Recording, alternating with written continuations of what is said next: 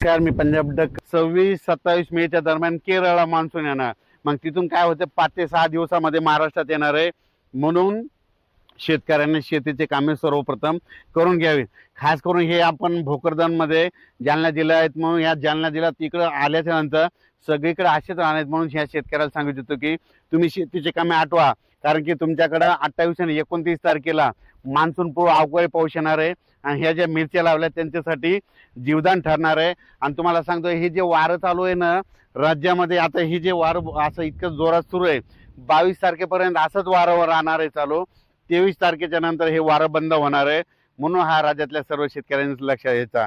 राज्यातल्या सर्व शेतकऱ्याला सांगू इच्छितो की तुम्ही काय करा, शेतीचे कामे करून घ्या. मान्सून उद्या म्हणजे 17 तारखेला म्हणजे उद्या सकाळी पहाटे सकाळी अंदमान बेटावर मान्सून दस्तक देणार आहे. मग अंदमान बेटावर मान्सून दस्तक दिल्याच्या नंतर कंप्लीट 10 दिवसाला तो केरळला येतो. मग केरळला आल्याच्या नंतर 5 ते 7 दिवसामध्ये त्याला महाराष्ट्रामध्ये यायला लागतं. केरळला जर 3 दिवस सारखा पाऊस पडला तर तिथं मान्सून आला जाहीर केलं जातं. म्हणून तुम्हाला एक सांगू इच्छितो की शेतकऱ्याला सांगू इच्छितो की तुम्ही काय करा, शेतीचे कामे अगोदर आटपून घ्या. कारण की राज्यात उद्याच्याला म्हणजे 17 मेला मान्सून अंदमान बेटात दस्तक देणार आहे. आणि 2026ला यावर्षी सुरुवातीला थोडाफार पाऊस कमी राहील, जेमतेम राहील, पण यावर्षी पिकाला खूप चांगला पाऊस राहणार आहे. या ज्या वर्षी सुरुवातीला पाऊस कमी पडतो ना त्या वर्षी मात्र परतीचा पाऊस खूप पडतो. म्हणून ही सर्वप्रथम शेतकऱ्यांनी अंदाज लक्षात घ्यायचा.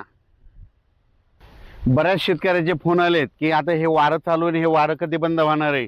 तर सांगायचं झालं तर परत एकदा सांगतो की हे वारं जवळपास 22 तारखेपर्यंत असं चालू राहणार आहे. 23च्या नंतर हे वारं बंद होणार आहे. म्हणून हा अंदाज शेतकऱ्यांनी लक्षात घ्यायचा. 23च्या नंतर देखील तुम्हाला सांगू इच्छितो राज्यामध्ये म्हणजे ह्या मेच्या शेवटच्या आठवड्यात मान्सून पूर्व अवकाळी पाऊस बरसणार आहे. पण हे सगळ्या महाराष्ट्रात पडणार नाही, फक्त मान्सून पूर्व पाऊस कुठं बरसणार जास्त तुम्हाला सांगतो. सांगली जिल्हा, कोल्हापूर जिल्हा, सोलापूर जिल्हा, सातारा जिल्हा, घाटमाता, कोकण, पुणे, त्याच्यानंतर अहिल्यानगर, बीड जिल्हा, धाराशिव जिल्हा, हे लातूर जिल्हा, ह्या पट्ट्यामध्ये मात्र मान्सून पूर्व पाऊस बरसणार आहे. म्हणून हे अंदाज सर्व शेतकऱ्यांनी लक्षात घ्यायचा.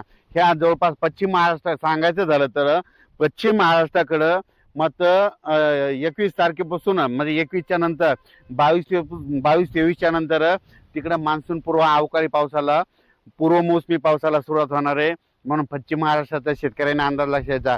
पण विदर्भ आणि मराठवाडा आणि इकडं उत्तर महाराष्ट्र या भागाकडं मात्र हे अवकाळी जास्त येणार नाही. मग या इकडं विदर्भ मराठवाड्यात कधी येणार तर तुम्हाला सांगू इच्छितो 27, 28, 29च्या दरम्यान म्हणजे मेच्या शेवटच्या आठवड्याच्या टायमाला मग मान्सून पूर्व पाऊस येईल. म्हणून हे अंदाज सर्व शेतकऱ्यांनी लक्षात घ्यायचा. तुम्हाला सांगू इच्छितो सध्या देखील आज देखील म्हणजे सातारा जिल्ह्याकडे देखील, सांगलीकडं, त्याच्यानंतर कोल्हापूरकडं, त्याच्यानंतर कोकणपट्टी, पुणे ह्या परिसरात देखील आज पाऊस पडणार आहे. म्हणून हा अंदाज देखील त्या पट्ट्यातल्या शेतकऱ्यांनी लक्षात घ्यायचा. पण सध्या तरी मान्सून पूर्व पाऊस तुम्हाला एक सांगू इच्छितो पश्चिम महाराष्ट्राकडे त्याचं स्वरूप जास्त राहणार आहे. आणि ज्यांचा ऊस, त्या शेतकऱ्याचे मला फोन आले, काही शेतकरी म्हणतात आम्हाला ऊस लागवड करायची कधी करा.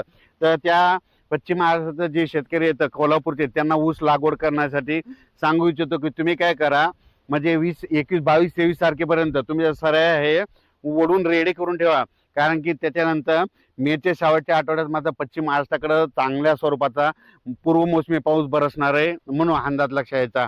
आणि त्याच्यानंतर राज्यात मात्र शेतकऱ्याला परत विनंती करतो की तुम्ही शेतीची कामं सुरुवातीला आवरा. कारण की 17 मेला अंदमान बेटावर मान्सून दस्तक देणार आहे.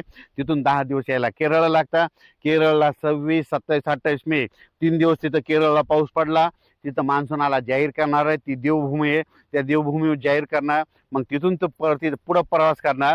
पण हे प्रवास करत असताना एखाद्या वेळेस पाऊस एखाद्या शॉर्टकट मार्गाने सुद्धा येऊ शकतो. म्हणून हे अंदाज सर्व शेतकऱ्यांना लक्षात घ्यायचा आणि शेतीचे कामे करून घ्यायची. अचानक वातावरण बदल झाला तर लगेच एक मेसेज दिला जाईल.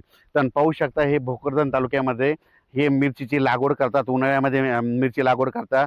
यांना हे पीक जमलेलं आहे आणि यांना ह्या मिरची पिकाचे पैसे देखील होतात. आता ही इतीत मिरची झाली. संपूर्ण भोकरदन तालुका, सोयगाव सगळीकडेच ही मिरचीची लागवड करतात आणि हे मल्चिंगवर करतात. त्यांना पैसे खूप होतात. ज्या माझं तर म्हणणं आहे, ज्यांना जे जमतंय त्यांना ते करायचं.